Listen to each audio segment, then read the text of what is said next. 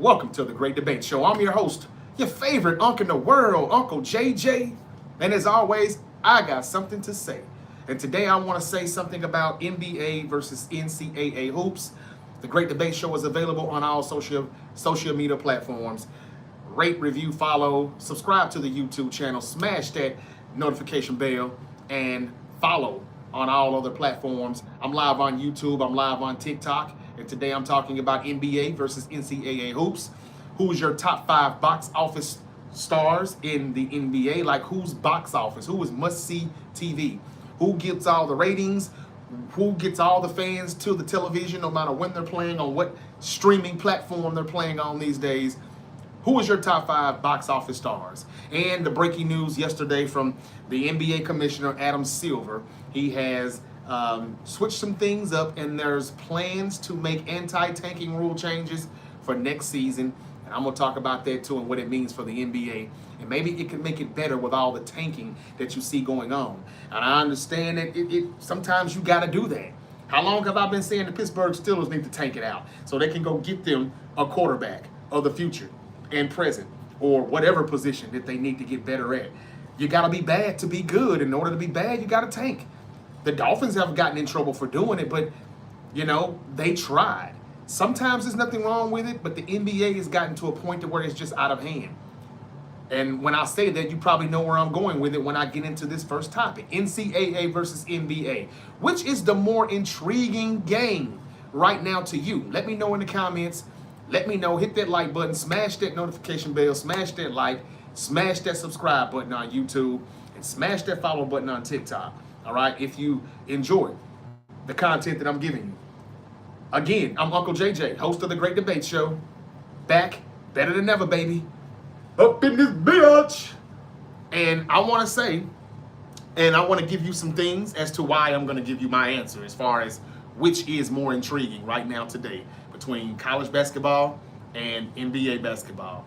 First, I want to say that in college basketball right now, you've got the top 5 projected draft picks in the college basketball right now. Number 1 is the guard from Kansas, Darren Peterson, who's averaging 20 a game. Now, he's kind of acting like he's already in the NBA with some of this low management he's doing, not playing the whole game and things like that. But I'll get to that later. Number 2, you got BYU forward, AJ DeBansta. He's averaging 25, 24.8. You've got the forward at Duke, Cameron Boozer. That's the son of Carlos Boozer. And we all know if you're a Dookie, you're definitely going to be under the microscope. You're definitely going to get all of you're going to be on the big stage. You get all the exposure that you need. He's averaging 22.8 at Duke. That's Cameron Boozer. Then you've got my team. Somebody's actually on the list. North Carolina. At number 4 is North Carolina's forward, Caleb Wilson. He's averaging just under 20 a game at 19.8. Number 5, they've got Kingston Flemings. He's the guard out of Houston, averaging 16.6 a game. Now, I got to say that these are some talented players. I wouldn't say that people want to see them all the time versus Harden and Donovan Mitchell and Wembyama and Anthony Edwards and all of these players in the NBA. But these guys did the same thing before they got to the NBA that these guys are doing right now. And now I even heard Perk say that Darius Akuf Jr., somebody who I did not name in that top 5 list when it comes to the projected top draft picks for the 2026 NBA draft, Big Perk says that Darius Akuf Jr. is the best guard that, what's his first name? John Calipari. He says he's the best guard that John Calipari has ever coached. Now, those are some big words to utter. Notably, Calipari had guards like Derrick Rose, John Wall, SGA, Devin Booker, Jamal Murray, De'Aaron Fox, Tyrese Maxey. Those are some huge names. But if you look at the numbers statistically as of now, and he's not talking about NBA career, he's just talking about college career that Calipari has coached, they're not putting up the numbers that he's putting up. I mean, Akuf Jr. is the reason why they just won this double overtime a few nights ago. And what did he put up? Like 35, something like that. But he has been entertainment. He has been box office. And these are some of the reasons why you could say the college basketball product is better than the NBA product right now. It's a debate, I would say. Everybody's not going to agree with that. Some people are going to say, come on, man, the NBA is way better because it's more talented. And I'm not refuting that. Hello to you, William, and X Stern. Hello to y'all on YouTube. Thank you for joining me. D's Nuts 714. Thank you for joining me. Fred Hartwell, Alabama guard. That's who I'm talking about. That's who I just mentioned, Alabama's guard. Akuf. I'm trying to look at his numbers from a few nights ago. He snapped out. I want to say a few things about Darren Peterson, too, the guard at Kansas, who dropped 23 points in 18 minutes. But the problem is he only played 18 minutes. What is that man's numbers, man? He had some great numbers the other night in a thrilling game against, was it Arkansas? Alabama and Arkansas. Here it is. No, Mississippi. Okay, hold on. Somebody scored 35 points, shot 9 threes by halftime. That was Mississippi State's Josh Hubbard. He caught fire to score the most points in a half in Division I basketball since 2020. And then to Alabama now. That was a hell of a game a few nights ago. It was a double overtime game where Alabama outlasted Arkansas 117 to 115. That's a lot of scoring for college hoops. In a double overtime game, despite 49 points from the Razorback star, I meant to say Arkansas, the Razorback star freshman Darius Akuf Jr. So Alabama got the dub, but Akuf Jr. went off even though they didn't get the win. 49 points from the Razorback star freshman Darius Akuf Jr. I mean, 49. Yes, it was double overtime, but still 49. He is doing good, and he's not in that list as far as the top 5 projected players that I just mentioned. I also forgot to mention that Ronda Rousey is back. If you follow me on my social media pages, on my social media platforms, I've been tweeting that all week. On X, formerly known as Twitter, on Facebook. Yes, those reports I have put out. You have to follow me to see everything because I'm not always able to come in here and just go live about it. Just wanted to say that I mentioned it. Ronda Rousey, she's returning to UFC. She's going to be heavily tested, her and her opponent, but they're fighting in May. We'll come back to that for another day, but let me know in the comments what you think of Ronda Rousey. She's the reason why I started watching UFC like heavily. Her and Conor McGregor. They were stars. They were box office. And I started watching them. And they're not what they used to be, and they're pretty much done, but she's back. She's coming back. What's up, Niners gang? I mean, P. Nutty, who says Niners gang. Frank Riley. Is the talk around about Crosby possible? It's possible, but I wouldn't doubt it. I just don't think the Niners are going to get the Raiders to do any type of business with them. I seriously doubt it. Okay, the notable guards coached by Calipari, as I said before, SGA, Derrick Rose, John Wall, De'Aaron Fox, Jamal Murray. But Akuf Jr., averaging 22.3 points per game, 6.2 assists per game. Jamal Murray averaged 20, De'Aaron Fox 16, John Wall 16, Derrick Rose 15, SGA 14.4. He's killing that right now. And it's kind of a nice margin when you go from the top to the bottom. Jamal Murray is the only one who comes close. Everybody else is in the high 16 point something, right under 17 points a game. Now, these guys are phenomenal in the NBA now. We know this. Murray, champion, bad boy. De'Aaron Fox is soon going to be a champion, I think, if he stays with the Spurs. John Wall, we know his career wasn't quite what we thought it should have been. Derrick Rose, he was just, if it wasn't for the injuries, he was on to something. If it wasn't for LeBron going to Miami, the Bulls probably could have had a short mini dynasty with him, and if they had got a little bit more talent around him. And SGA is a champion as well. So they're having great NBA careers. But looking at the college numbers, Darius Akuf Jr., the guard out of Arkansas, needs to be talked about a little bit more. Man, Calipari has always been, criticized when it comes down to how good he can coach when we get to March Madness. But we've never, ever questioned how he can recruit for the top talents around the nation. And he's still doing that today because Akuf Jr. is balling. Now, again, the top 5 projected pick stuff. His name's not in it just yet, but it probably will be soon. The guard, Darren Peterson from Kansas. The forward, DJ DeBansta from BYU.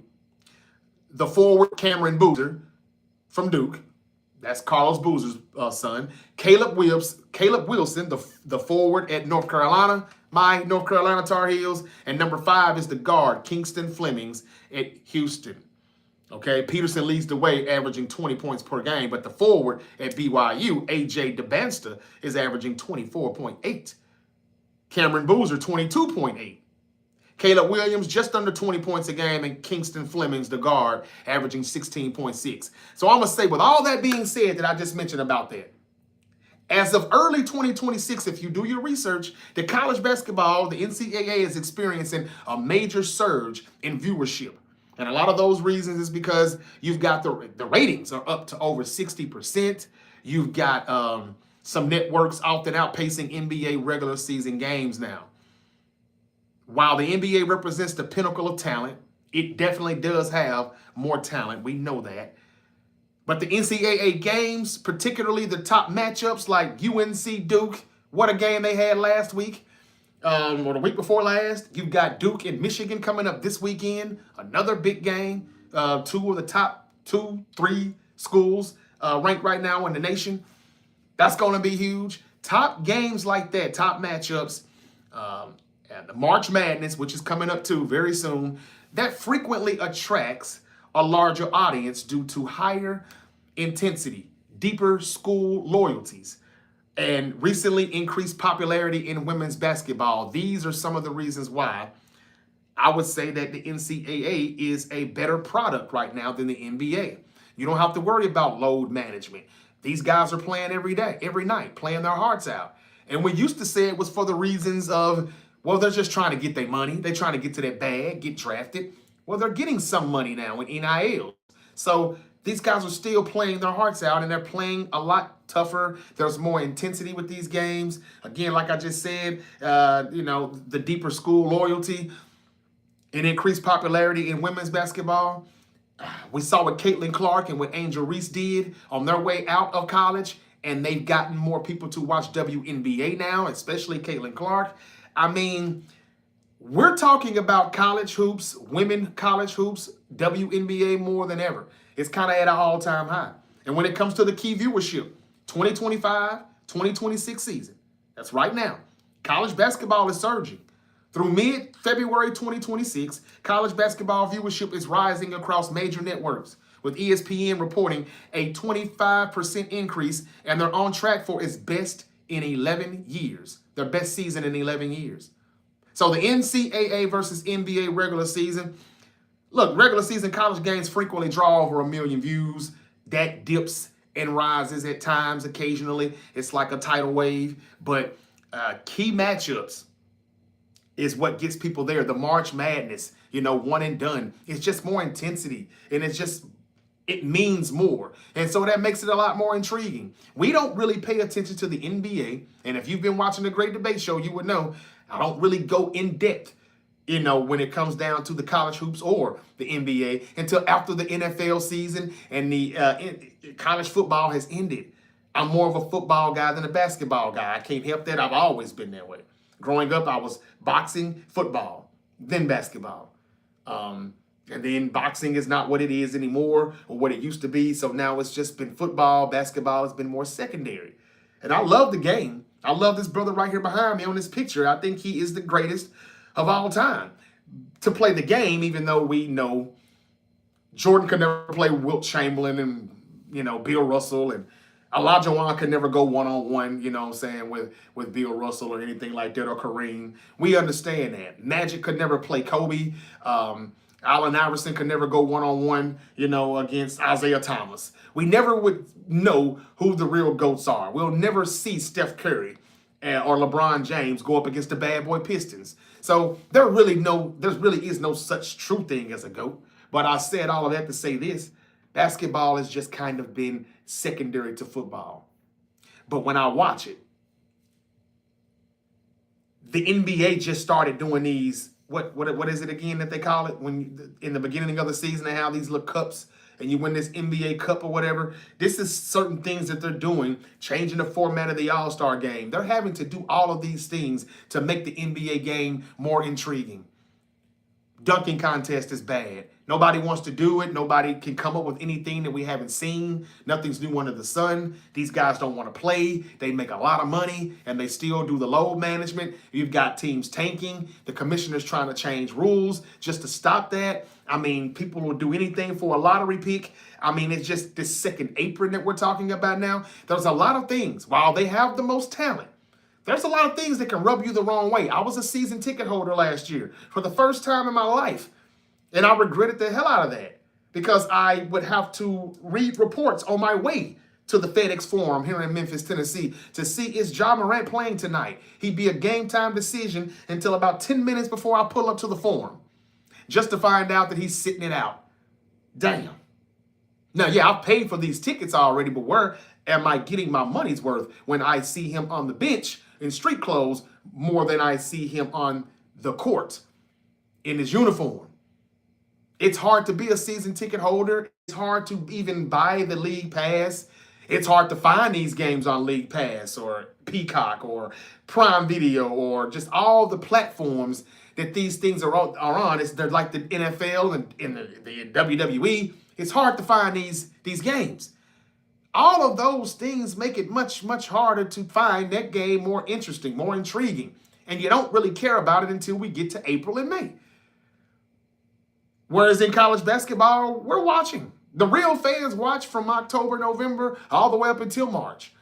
And I'm just here to say that while we'll always have these traditional games, these big games, Duke, UNC, we've got Duke and Michigan coming up this weekend, Kansas, Arkansas, Kentucky's, all of these big name schools and all of the deep school loyalty that it brings to the game. I've got to say, even though the talent is better in the NBA for now, these are young guys. These are young pups trying to get into the NBA. I got to go with the NCAA. Let me know in the comments what you think. But yes, I think the NCAA is a better product right now. From what we're seeing, from what we're watching, and the statistics kind of show that it's on the up. I said that in viewership, the NCAA college hoops is now getting ratings up over 60%. That's a major surge in viewership. Major. So I'm going to say right now, yeah, you don't have to worry about who's playing or who's not playing. These guys are going to be on the floor damn near every night unless they're really injured. They don't have to have the NCAA come up with rules to stop these teams from tanking, to stop these teams from giving players load management. I mean, so there's got to be something said about that. And I'm about to tell you exactly what the Commissioner Adam Silver is doing about that. And this is one of the reasons that it's going to confirm what I'm saying is right. Let me spit this real quick. Adam Silver.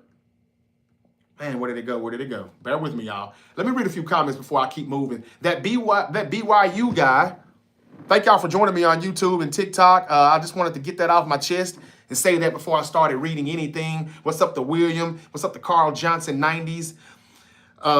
He says it ain't better. Which one is not better? Where are your thoughts on streamers like Dr. Disrespect and Ice Wallow? I don't know who those people are. I'm sorry. It's Poofy 88. OCCG, how you doing? He says hi. LOX Experience says Duke Nation. There's the Dookie, the Duke fan. LOX Experience also says that BYU guy is the real deal. Yeah, I just gave his numbers, and he's number 2 right now as far as the top 5 projected draft picks for 2026. Did you see the Bleacher Report's top 100 quarterback list? I have not, CG, but I did just look at their top 99 NBA list. The football list, I don't know if I really wanted to see that. Do you agree with it? Can you give me the top 5 or something like that? Who made the cut? 100 quarterback list. That's something that I think we should do. Maybe I'll come back in here and look at the NBA and the NFL list that Bleacher Report came out with. Bleacher Report is so fickle, though, you know. Nobody. What? Okay. Thank you for joining me. Corey, Niner Nation, Blazer, NBA blows. Players don't even play a full season, says Blazer 1. That's correct. Basketball, NBA, and college was the ultimate on the 80s. Facts. He said that pick is moving back there. Who do you think will draft Dabanster? I don't know, man. I'm going to talk about things like that when we get a little closer to the draft. But I can't say right now. But these are good players that I named. But I think it's time to put Darius Akuf Jr. in there. So here's what Adam Silver is doing. All that I just said about the NBA versus the NCAA, everything that I just said about these players who are rising and the reason why people watch these college games. Adam Silver broke some news yesterday informing NBA's 30 general managers, all 30 of them. He said that the league plans to make anti-tanking rule changes for next season. This was reported by ESPN Shams. And if you want to go more in-depth on what some of those changes could be, and if you can understand it, Shams reported on X, formerly known as Twitter, yesterday that multiple sources with knowledge of Thursday's GM meeting, as well as a late January competition committee meeting, told ESPN that the following concepts have been discussed to curb tanking. First round picks can be protected only top 4 or top -14 plus. The lottery odds freeze at the trade deadline or a later date. No longer allowing a team to pick top 4 in consecutive years and or after consecutive bottom 3 finishes. The teams can't pick top 4 the year after making the conference finals. Lottery odds allocated based on 2-year records. Lottery extended to include all play-in teams and flattened odds for all lottery teams. I know that's a lot to take in, a lot to digest. But first round picks can be protected only top 4 or top -14 plus. Lottery odds freeze at the trade deadline or a later date. They're trying to come up with ways where teams won't tank to get certain picks, to get in certain lottery spots. And then when they try to use those lottery picks and try to trade them away, they'll tank to get those picks just to do that later and try to go from worst to first, really. And, but it causes a problem. Look at the Utah Jazz and what they're doing right now. Look at the Washington Wizards. They got Trae Young and Anthony Davis, but we won't see that until next season, 2026, 2027. We won't see, what's his name again? He just left my team, the Grizzlies. Triple J, Jaren Jackson Jr. will not be suiting up with the Jazz for the rest of the year. They're kind of on to something over there. They got a little talent over there, and they're trying to still be bad enough to be good, like I've said before, and get these lottery picks and either use them on some top talent, some of the players that I just mentioned in the NCAA, or use those picks to go catch a big fish, like a Giannis Antetokounmpo or a Ja Morant or a Zion Williamson or whoever. And it's just frustrating, and it's a little bit confusing as to what they can do and what they need to do. So that's it. I just wanted to say that if the NBA has to go through these extreme measures just to get the NBA to be more intriguing to watch, just to get the fans back in the arenas to watch their favorite players, because you don't know when you're going to see them. You take your whole family to an NBA game on March the 1st. And your favorite player that you bring in your children to see they're not even playing. They're in street clothes. Or it's a road game and you wanted to see Jason Tatum come to the FedEx Forum and play the Grizzlies. But Jason Tatum didn't even fly to Memphis. He's not even here. Anthony Edwards. My daughter loves Anthony Edwards. I took her to every game that he came to Memphis in. Now, I will give Anthony Edwards credit. He played every one. But most players don't do that. LeBron never really came to Memphis before he got with the Lakers in the Western Conference. I'm telling you, in Cleveland and Miami, he would literally skip Memphis games for the most part because he only had to come once when he was on the East, and he would never really come. A lot of people wanted to see that, though. That's why I don't appreciate when so much yellow and purple, gold and purple, whatever you call it, the Laker jerseys are flooded in the FedEx Forum in Memphis, all because of the king, LeBron James. So is he going to make my top 5 box office star list? I'm going to talk about that in a moment. But before I get to that, everything that I just said should confirm why the NCAA right now is a better product. People are so sick of the NBA and the things that go on and the things that we don't get to see. But speaking of the NBA, before I move on, did you see Cade Cunningham last night?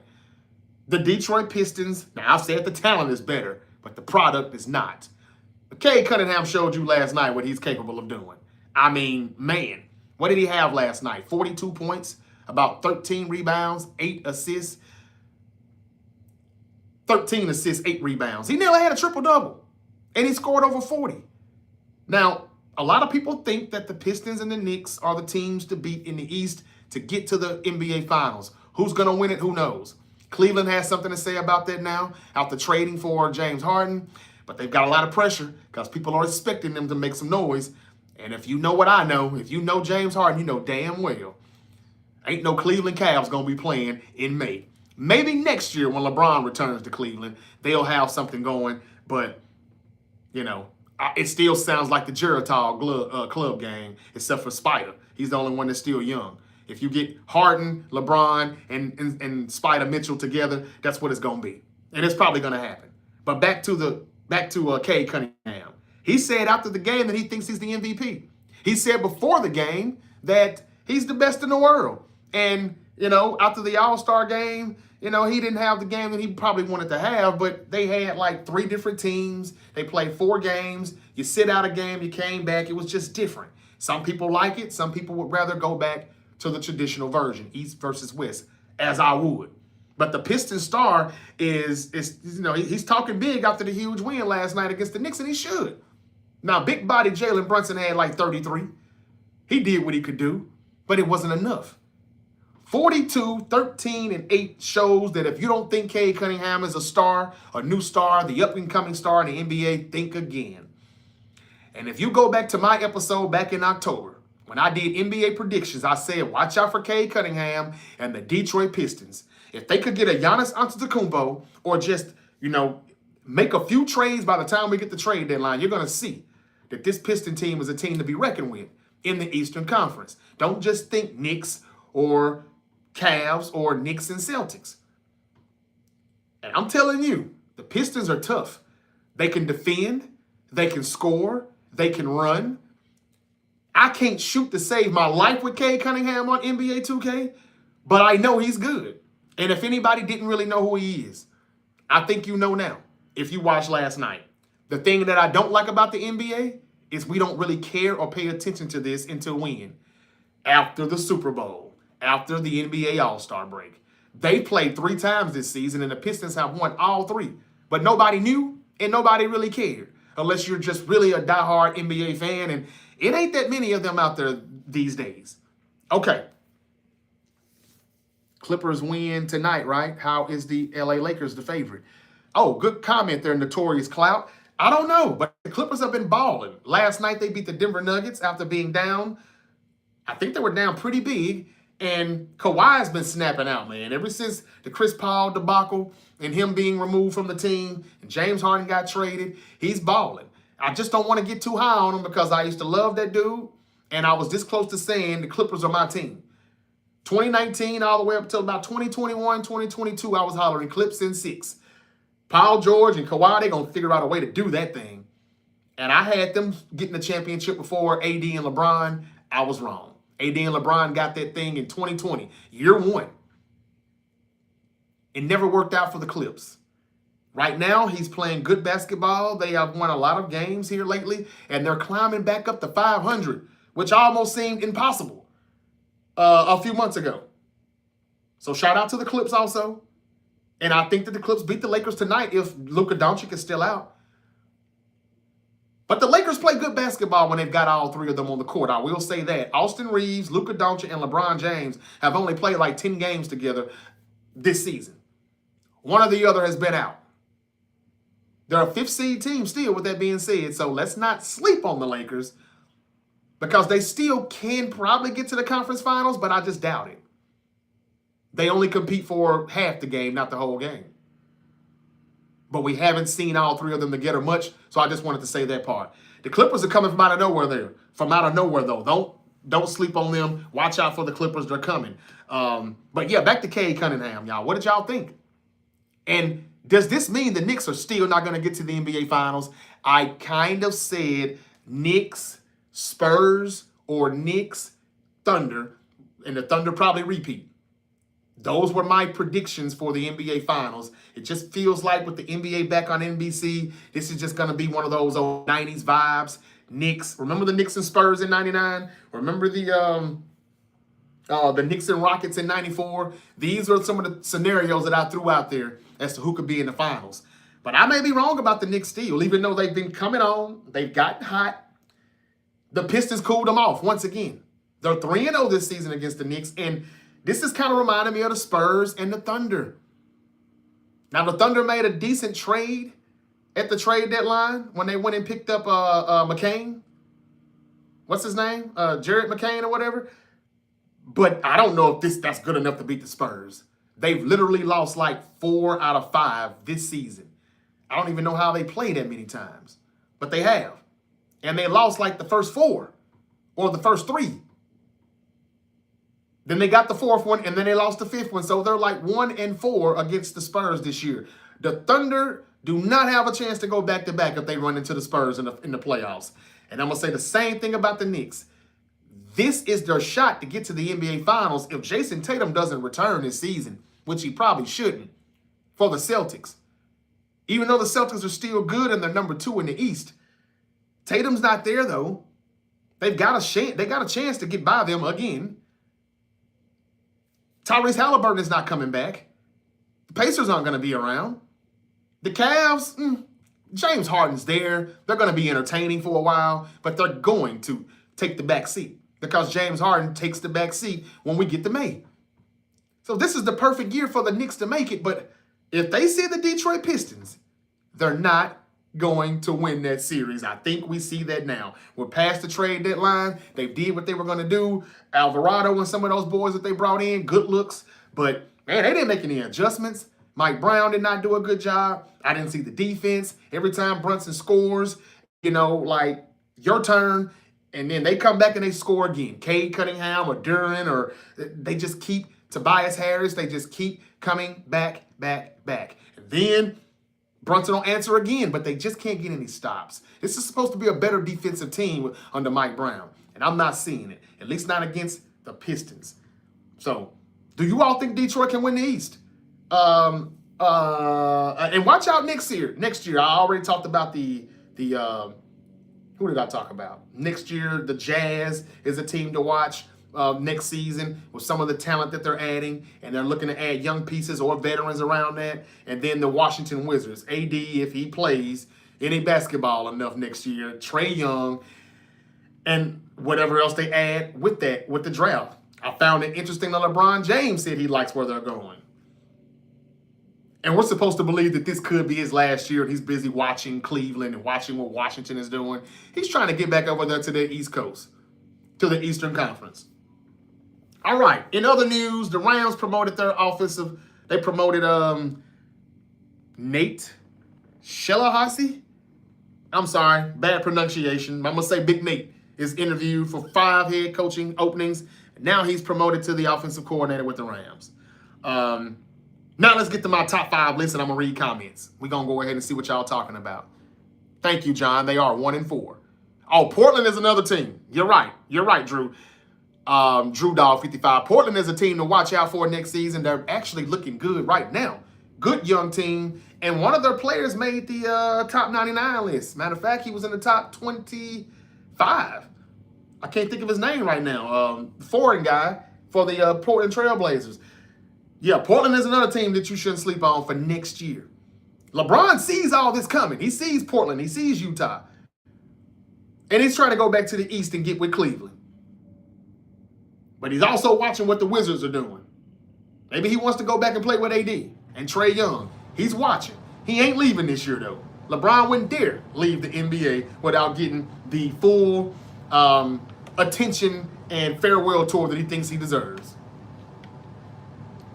How impressive is the scoring and rebounding these days? For who? For which team? Fred.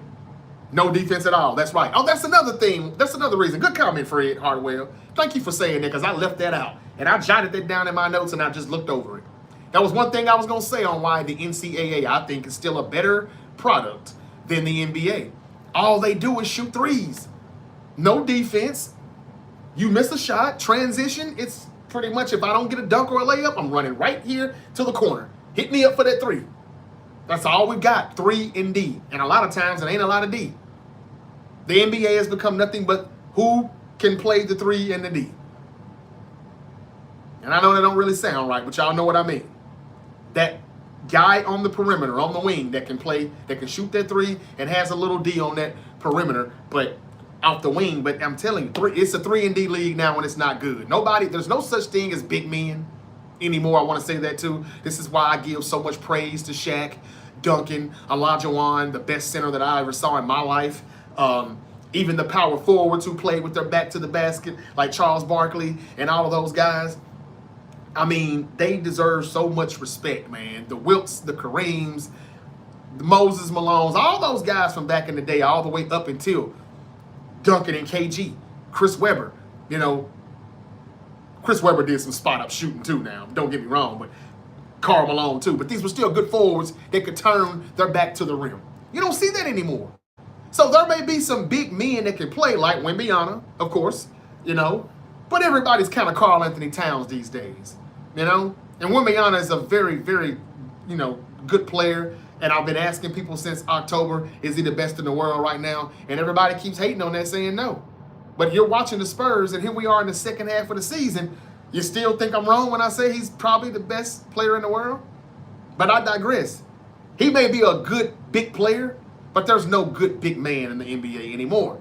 And that's for some of the same reasons. Nobody wants to turn their back to the rim. Nobody wants to post up anymore. Nobody wants to bang bang. Like 10, 12 years ago, LeBron James got very, very, very disturbed by a reporter calling him a power forward by accident. He was pissed. Like, man, I'm not a power forward. I'm a small forward. And everybody calls him a point forward. Why are you so upset about that, though, bro? You're 6'8", 250, whatever the hell you are. You should be playing more like a power forward than a point forward or small forward anyway. That's why some people called him LeBron James for years. Yes, he's the greatest talent that we've seen, one of the greatest talents in NBA history. Yes, he's got the longevity. If you want to call him the GOAT, call him the GOAT for that. Nobody's been this good for this long. Give him credit for that. But damn, brother, you didn't get into the dunking contest. And you don't even want people calling you a power forward by accident. That is the things, those are the things, those statements right there that set this trend as to why people don't post up anymore. People don't turn their back to the rim. There are no big men. There are no half-court basketball really anymore. It's 3 and D. Run to the corner and shoot that 3. We're going to see. And the percentages are kind of bad too. They shoot so many of these shots. It's not like we're seeing 40, 45% of them knocking them down. We see bricks after bricks after bricks enough to build mansions. Those are reasons why, and I'm glad Fred brought that up. Those are the reasons why, even though the talent is better right now, the product isn't when it comes to the NBA versus the NCAA. All right. Thank y'all for listening to that. Now let me give you my big 5, my top 5 box office. I got this from Big Perk on ESPN. I'm not going to lie. I saw this and I said, well, I don't really like his list. His list was number 5, Kevin Durant. Number 4, he had Anthony Edwards. I love Ant-Man. Number 3, Victor Wembanyama. Number 2, he had Steph. Number 1, he had LeBron. He's still stuck with the OGs at the top. Now, I'm not going to say LeBron shouldn't be on there because I see, literally, all the Laker fans that come out to see LeBron James when they play in Memphis. Like, they forget they're Grizzlies fans. Some people are not Grizzly fans anyway. They're Lakers. And that's mainly for the same reasons why I'm a 49er fan and not a Titan. We had no NFL team when I was growing up. And there was no NBA team here in Memphis when they were growing up. So they were Lakers. Everybody were Lakers or Celtics back in the day, for the most part. And just like around here in football, everybody was Cowboys, Steelers, or 49ers because we didn't have any NFL or NBA teams. These Laker fans flood that forum when the Lakers come to town and they come to see the King. So I can't say that he shouldn't be on his list because that is box office if you can get that. And that's every other road game that he plays as well. But I don't know if he's number 1. Steph Curry, of course he's still box office when he's playing. Yes, he's the only interesting thing left that the Golden State Warriors have. Not going to lie. But I don't know if those two should be still number 1 and 2 right now. Victor Wembanyama is box office, y'all. Everything that we've been seeing from him this season, the things that he's doing, he's dominating, he's let everyone know, I'm here. Motherfuckers, I have arrived. And I don't know why nobody is really acknowledging that. I bet you'll do it in May. I bet you'll do it if they're still playing in June. I'm going to say Wembanyama's number 1 right now. Anthony Edwards, number 2. Or maybe we could switch it up. Ant 1, Victor Wembanyama 2. I don't really care. But what Wembanyama's doing right now, and his team is at the top of the West. They're still just a few games behind the Thunder. And the Thunder will be a lot further ahead if they could beat the Spurs, but they just can't. So I'm going to say Wembanyama 1, Anthony Edwards 2. Let's say LeBron 3. Let's say LeBron 3. Do I want to still put Steph in this, though? Because there's other players now that are box office, and I think that number 5 needs to be Cade Cunningham. If he didn't show us that last night, then what were we watching? I'm trying to think if there's another young player that I want to throw in that equation and replace Kevin Durant with that player. Does anybody else have any names? Cade is a future MVP. You got that right. I agree with that wholeheartedly, 1C. Next 2-3 years, my ass. He's got a shot to get it this year. It's just Wemby, who is going to be the MVP this year? Kawhi Leonard is trying to make a name for that right now, the way he's been snapping out. Luka's box office. Yeah, let's put Luka in there.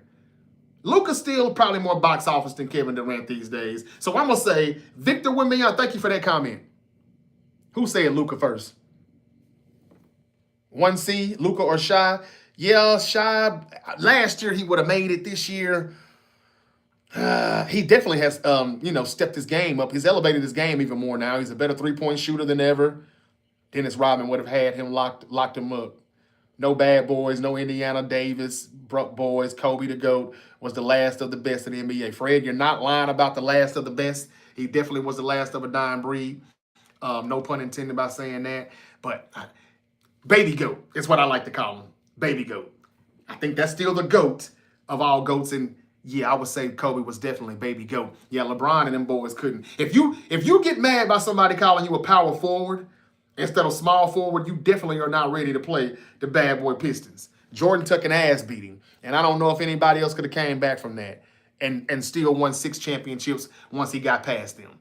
I think the Spurs are going to surprise a lot of people this year, says Crow Nut. And I don't know why it would be a surprise, though, Crow. I don't know why it would be a surprise. I've been telling people since the season started, watch out for the Spurs. Wembanyama, the first 2 weeks of the season, I was asking people, go back and check out the content on the YouTube channel. I said, thank y'all for smashing that like button, y'all. Keep it up. Thank you. TikTok and YouTube, thank you. Wemby is the best player in the world right now. Is he or is he not? People would say, nah. All right. So back to my list again. Victor Wembanyama 1. Anthony Edwards 2. LeBron James 3, just because box office is not just being the best. He's definitely not the best anymore. For him to still do what he does for the league, still kind of the face of the league. And I've seen how many people he brings. How many fans that he brings to the table, to the arena in these games. And they're the road team. That's still pretty box office. I'm sorry to leave Steph off right now. But I'm going to say that LeBron is 3. I'm going to say that Luka Doncic is 4. Cade Cunningham now 5. That's my list for right now. I really don't even want to put LeBron on the list. I removed Kevin Durant and Steph Curry from this list, who Big Perk had. I get where he's going, but Cade Cunningham showed y'all something last night. And we're seeing the emergence of him and Wemby, just like we saw Tyrese Halliburton last year. And I love this. I love it because they're coming from out of nowhere, and there's no telling how far they're going to go. The Spurs could do what the Pacers did last year, except they could actually win it. The Pistons could do what the Pacers did last year. They could actually win it. I don't know which one is going to be which.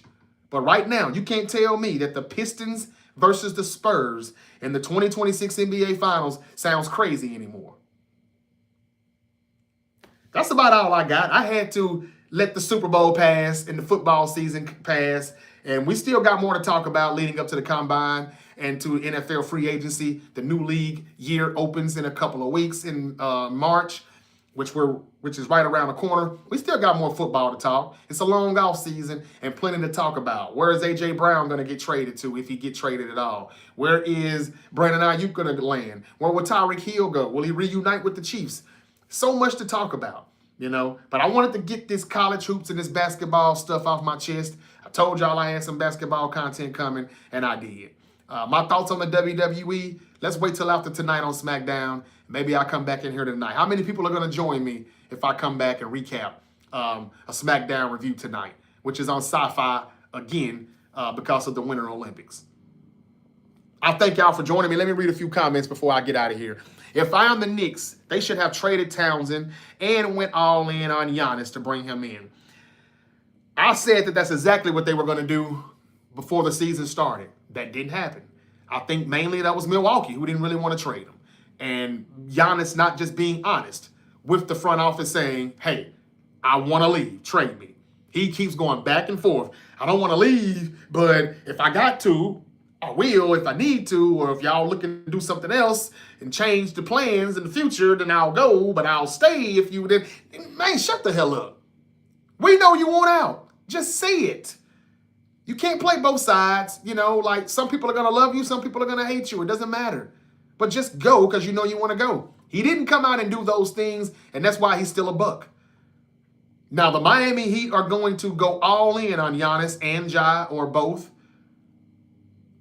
or because they're making a splash somehow, some way this offseason. Pat Riley has already confirmed it. He said 2026, 2027 season, they were looking to have a hell of a roster. They were going to try to stack it like the LeBron, Bosh, Wade thing back in 2010. This was supposed to be that summer. And I think that they still could move Giannis, but I'm kind of thinking that the Knicks did the right thing by not making that trade now because they didn't want to give up OG, Anunoby. They didn't want to give up Bridges probably. They were going to have to do that. The Bucks weren't just going to give Giannis to the Knicks. And it didn't happen. I don't blame them, but it is time for the Bucks to move on and rebuild. They're not going anywhere with this. What they're doing, is not really working out. The Bucks are up and down. They don't have enough talent around them. That's why I didn't have them in the playoffs when I did my NBA 2026 season early predictions back in October. But now, I'm not saying the Knicks wouldn't have probably made a run if they gotten Giannis, but I think they would have lost more than Karl Anthony Towns. I don't know if that would have just been an even swap. I thought that was the plan, but it didn't really work out. I don't know if the Knicks didn't make a good enough offer or the Bucks just said hell no. Somebody told me on here, no way the Bucks do business with the Knicks. And they did not. They did not. All right. I thank y'all for y'all comments and y'all opinions, the good ones and the bad ones. None of them mean anything, just like mine don't either. This is a great debate show. Nobody's right, nobody's wrong. But somebody's always going to come in here and find a way to troll. And I would just say, if you don't like my opinions here on this podcast, you don't have to watch, brother. You ain't got to watch. All right. You hear about Jordan's first retirement was really a suspension because of the gambling? Yes. Oh, yes. I've definitely heard that. Been heard that. Don't really know how true it was, but I have heard it. That guy Yeager said, what's up, big time? You. Thank you for joining me, brother. And thank you for the comment, Drew. Drew Dog 55. Let's go San Francisco says hi. L No 253 says Wemby. Let's go Niners. Players don't play defense. Yep, that's right. James Worthy had the best spin move. Oh, Worthy. John said I was speaking facts. Thank you. How did you get that chair with the team, Devontae? I wish I got it from the team. Wing basketball and average 6'7". That's right. That's right. That's right. Got this chair from Amazon. All right. Back to TikTok. Oh, there's a lot of stuff I've missed here. Giannis going to the Lakers. I don't think that's going to happen. I'm hearing those talks, those conversations. That's just trying to keep LeBron there, or they're just them reaching. What do they have to offer Milwaukee to give them Giannis? I don't see it. The Knicks had a better chance of getting him. I don't see it. Steven Robbins 60 said it's worth it. I'm just not the biggest Giannis fan, y'all. I'm sorry. It probably would have been good for the Knicks, but only because Big Body Brunson, Jalen Brunson is there. And I don't know who else would have been there, though. I'm not that big on Giannis. I think his championship year, yes, he snapped out in that final game against Phoenix. They came back from being down 0-2, but man, Chris Middleton played lights out. And I think he had a lot to do with that and Drew Holiday as to why Giannis got that championship. I don't know if he ever gets one again. So I don't know where he should be. Lakers, Warriors, Heat, Knicks. I just don't really care. And I'm just tired of hearing about it. I wanted it to be over, and it's still not over because it didn't happen. But they've got Giannis top 5. He's number 5 on the top 99 NBA players right now. And I don't know if that's true or not. He plays defense. He protects the rim. He can get to the rim offensively as well, but he can't shoot. And you have to be able to do that to survive in this league these days. And he's just not that big time to me. That's just me, though. I've never been that huge on him. Middleton ain't what he used to be. I said when he won, he was, though. Before the injuries and everything started to settle, to take in, what has Giannis and that team did since Chris Middleton started getting hurt and then eventually he left or he was traded? I think he had a whole lot to do with the Bucks winning that 2021 championship. Yeah, Giannis may be big time, but I'm not the biggest fan of him. I'm just not. That's just me now. Like I said, this is the Great Debate Show. Nobody's right, nobody's wrong. And we can agree to disagree. He's good. He's not my type of good. That ain't what I, like. If he had a better jump shot, a fadeaway mid-range game where he could post up, pull up, and hit the 15, 20-footer. He doesn't do any of that consistently. He just gets to the rim, gets and ones. And, well, they're not even all the time and ones. He stays at the free throw line way too long. And he bricks a lot of them, too. He does. Okay. I'm done with the basketball right now. I think the NCAA, I'll let you know why. I think they have a better product right now than the NBA. We just talked about the NBA anti-tanking rule changes that Commissioner Adam Silver has now came up with. The fact that they have to do those things should tell you which is better. NCAA over NBA. March Madness is coming up. We've got Duke, Michigan this weekend.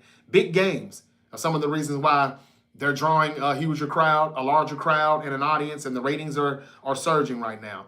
Even though the talent is better in the NBA, it's just a lot of 3 and D. That's it. And not a lot of D at all. Nobody rebounding, nobody posting up, none of that. And I gave you my top 5 box office players in the NBA. When I come back, it'll probably be the night after SmackDown or early in the morning to recap SmackDown and what is going to happen as we get closer to Elimination Chamber and WrestleMania 42. WrestleMania season has begun. And we got more football to talk about. Who's some of the best players? If you could name one player right now out of the draft that you want your team to draft, who would it be? We'll talk about that. Give me your best draft crush right now as we get ready for the NFL offseason. Free agency's coming up. The combine's coming up sooner. And then out the free agency, we've got the draft in April. We got a lot to talk about leading up to that draft. But who's your favorite draft crush right now that you want your team to draft this April in the 2026 NFL draft? Football's the better sport, so I can't get away from it. It's going to be a great NFL offseason, a lot to talk about. So when I come back, we'll do wrestling first. Then another episode, we'll do your favorite draft crush, or I may do that also with the wrestling after I finish the wrestling review. And then my next topic is, let's break down this top 99 NBA player list, and let's break down the top 100 NFL quarterbacks that Bleacher Report did. We'll come back and do all of that on the next Great Debate Show. I hope you all enjoyed. If you do, please, if you did like what you saw, what you heard, please, man, smash that subscribe button and that notification bell. Same thing on TikTok. Follow, subscribe, like, comment, share. I'm available on all social media platforms. We have polls going up every other day on X, formerly known as Twitter. Great debates. This is the Great Debate Show. Hope y'all enjoyed. What's going to happen to Kittles? He's going to play. He said he's going to be ready week 1. I don't believe that, but it's Kittle. You can't really doubt what he won't do. It's time to draft his replacement, though, or it's time to get Kyle Pitts in free agency. Fred said, let's go Raiders. I think the Raiders are actually going to be on the comeback. I was saying that they should trade their number one pick away. They should trade Max Crosby away, get a haul of picks, and take, those picks and revamp that offensive line and that defensive line because they were pretty bad in the trenches. Hell, my team was bad in the trenches. We just had an easy schedule, and we had good coaching and whatnot. Yes, I said good coaching, but, against the teams that were average or below average, coaching didn't mean a thing when we played the Seahawks and teams like that, the good teams, the Rams. But I digress. The Raiders actually keeping that pick, if Mendoza is that guy, then maybe this will work. I have a change of tune because of Clint Kubiak getting hired. When I was saying that the Raiders should get rid of that number one pick, they should get rid of Max Crosby, get a lot for it, and rebuild. Now, your rebuild should be a lot quicker. Maybe like 2 years, 3 years tops. Versus a 4 to 5 year rebuild if you try to draft this quarterback and you have nothing, no talent to put around him. You're going to fail him. Like the Raiders and other teams have done so many times.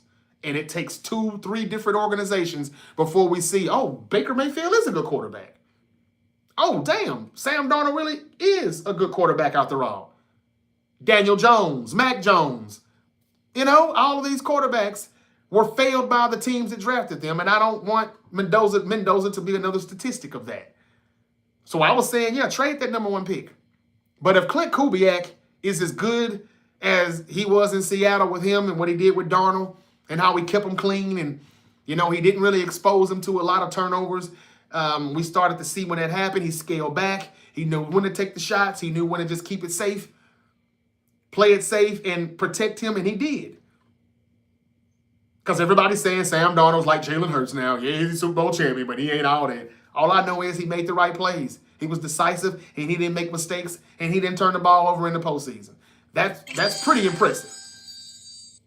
Thank you, Miss Relatable. She's back. Thank you so much. But if Mendoza is good, Clint Kubiak is going to do wonders for him. And he's going to protect him. And he's going to put him in the right positions. And he's going to give him the best chances to maximize his potential.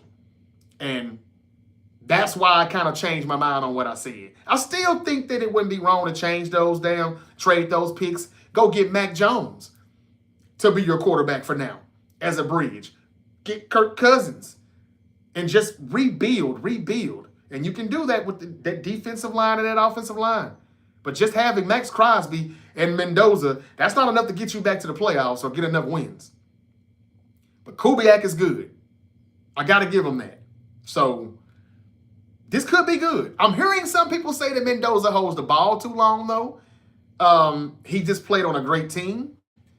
He's not that fast. He's not that elusive. He's kind of one-dimensional. He's not really a dual threat. He just played on a damn good team.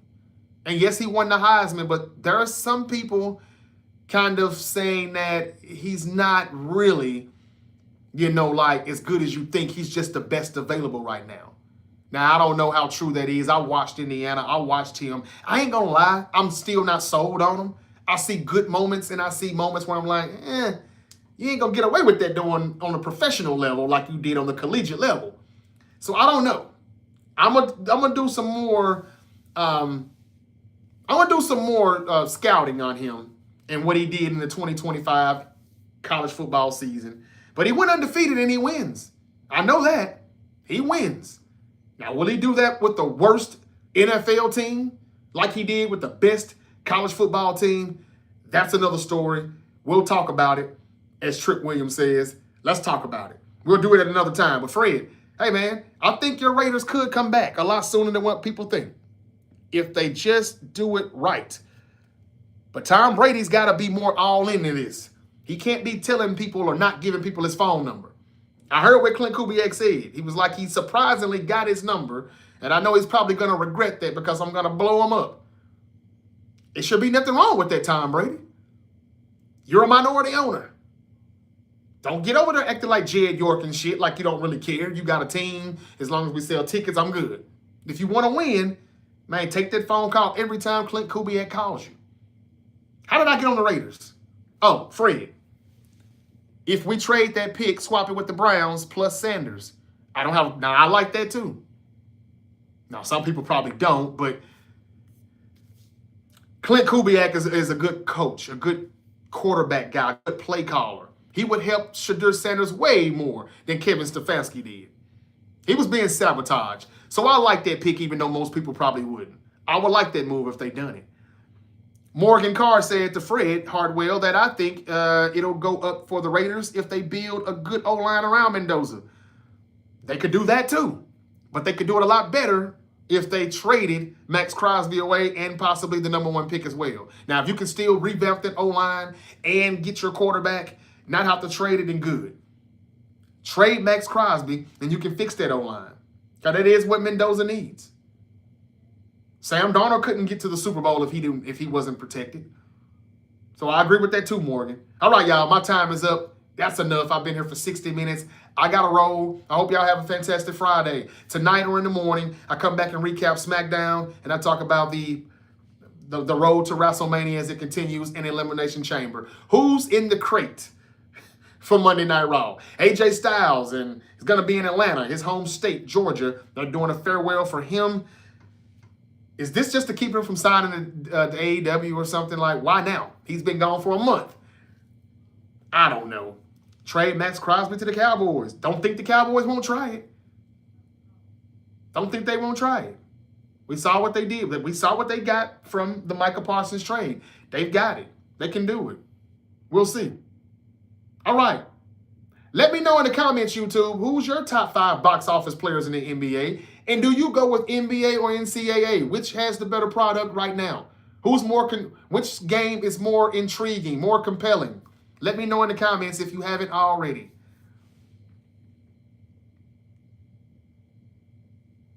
Thank you very much, Montana Shy. He said, dude is legit and his football IQ is insane. I appreciate that. Thank you. Even though some people are telling me to stick to football only, you don't know hoops. I don't like hoops as much as football, but I didn't think that I said a lot of crazy things. But hey, everybody's entitled to their own opinion. I thank you for your comment. I thank you, Montana Shy. I thank you, That Guy Yeager, Dr. Who, What, Where, Stack Your Paper Pimpin'. And I thank everybody, the trolls as well. LOX Experience, thank you for joining me. And on TikTok as well, my Michelangelo, my favorite WWE star of all time, it's Stone Cold. And then The Rock, and then HBK, Ric Flair, Undertaker. But yeah, my favorite is Stone Cold. Thank you for the question, Michael. Knicks Nation, Stephen Robbins, Morgan Carr, Fred Hartwell, Stephen AK97. When are we renaming Levi's to Lumen South? That's a good one. Miss Relatable, thank you for the roses. Thank you for sharing these live streams so much. I appreciate it. We have 90 million under salary cap. You can buy your O-line if they're available. But please don't get Tyler Linderbaum from the Ravens. We need that center. The 49ers do. The Titans got 100 million. Over 100 million in cap space, so they can buy some things too. Who's going to be the new Patriot? If you missed that episode, I talked about that last week. Who's going to be the new New England Patriots of 2026? Y'all, my time is up. I've said that a few times. I just try to read some comments and, get y'all involved. I appreciate y'all taking the time to watch me. You could be anywhere in the world, but you're here with me right now, and I really do appreciate it. So thank you all, and until we eat again. I don't know why I'm still saying it, because I'm really sick of that dude. But until then, 4 letters, 1 word. Y'all be safe. Peace out. Have a good Friday.